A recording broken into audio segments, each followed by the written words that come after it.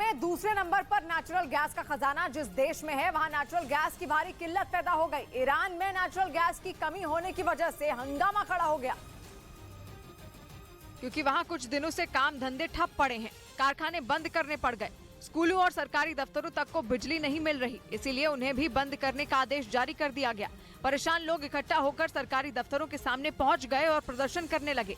हंगामे की वजह यह है कि पूरे ईरान में नेचुरल गैस की भारी किल्लत खड़ी हो गई।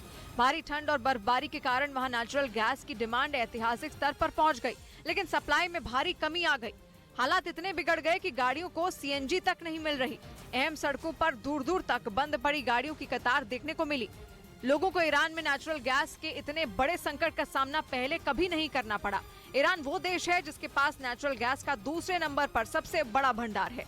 और इधर उत्तर प्रदेश के प्रतापगढ़ में मरीज की मौत के बाद गुस्साए परिवार वालों ने जमकर हंगामा किया, जिसका सीसीटीवी वीडियो सामने आया, जिसमें मरीज की मौत के बाद गुस्साए परिवार वाले हंगामा करते दिखे। अस्पताल के कर्मचारी ने समझाने की कोशिश की तो उसके साथ भी मारपीट की गई।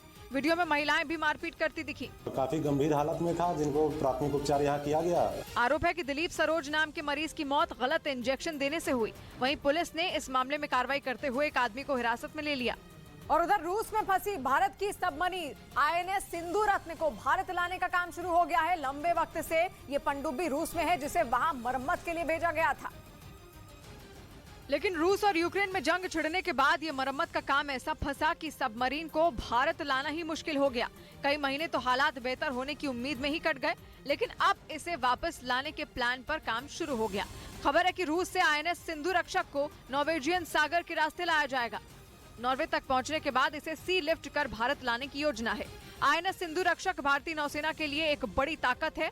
1988 में इसे भारतीय नौसेना में शामिल किया गया, लेकिन 2013 और 2014 में हुए हादसों ने इसकी तकनीक और काबिलियत पर सवाल खड़े कर दिए, जिसके बाद इसे मरम्मत के लिए रूस भेजने का फैसला किया गया। और खबर है कि इस सबमरीन की मरम्मत का काम पूरा हो चुका है और जल्द ही इसे देश की समुद्री सीमाओं की सुरक्षा के लिए तैनात कर दिया जाएगा, जिसके बाद भारतीय नौसेना की ताकत कई गुना बढ़ जाएगी। हालांकि अभी ये साफ नहीं है कि आईएनएस सिंधु रक्षक को देश की किस सीमा पर तैनात किया जाएगा। साल 2013 में आईएनएस सिंधु रक्षक पर अचानक हुए ब्लास्ट के कारण 18 नौसैनिक शहीद हो गए थे।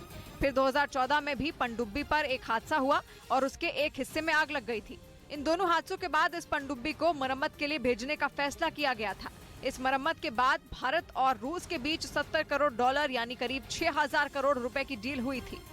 और इस बीच पाकिस्तान के लिए आर्थिक बदहाली का दौर खत्म होने का नाम नहीं ले रहा है। खबर है कि पाकिस्तान में अब पेट्रोल की भी भारी किल्लत खड़ी हो सकती है। इसकी चेतावनी पाकिस्तान की सरकार को खुद वहां की एक एजेंसी ने दी है। पाकिस्तान की सरकार के सामने तेल कंपनियों का पक्ष रखने वाली एजेंसी का नाम है ऑयल कंपनी एडवाइजरी काउंसिल, और उसी ने अंदेशा जताया है कि बहुत बड़ा तेल संकट खड़ा हो सकता है, क्योंकि पाकिस्तान की तेल कंपनियां इस वक्त विदेश से तेल मंगवाने में नाकाम हैं। खजाना तो उनके पास पहले ही खाली था। अब तेल कंपनियों पर बैंकों ने भी भरोसा करना बंद कर दिया। स्टेट बैंक ऑफ पाकिस्तान का सबसे बड़ा सरकारी बैंक है, लेकिन उस बैंक ने तेल कंपनियों को लेटर ऑफ क्रेडिट देना बंद कर दिया। लेटर ऑफ क्रेडिट देने का सीधा मतलब होता है गारंटी लेना। मतलब ये कि बैंक ने अगर लेटर ऑफ क्रेडिट जारी कर दिया तो दुनिया इधर की उधर हो जाए, लेकिन बैंक को तो पैसे देने ही पड़ेंगे। ऊपर से पाकिस्तान की अर्थव्यवस्था की हालत इतनी खराब है कि बैंक अपना दामन साफ रखना चाहते हैं। खबर है कि इसी चक्कर में तेल के कुछ अंतर्राष्ट्रीय कार्गो रद्द तक करने पड़े।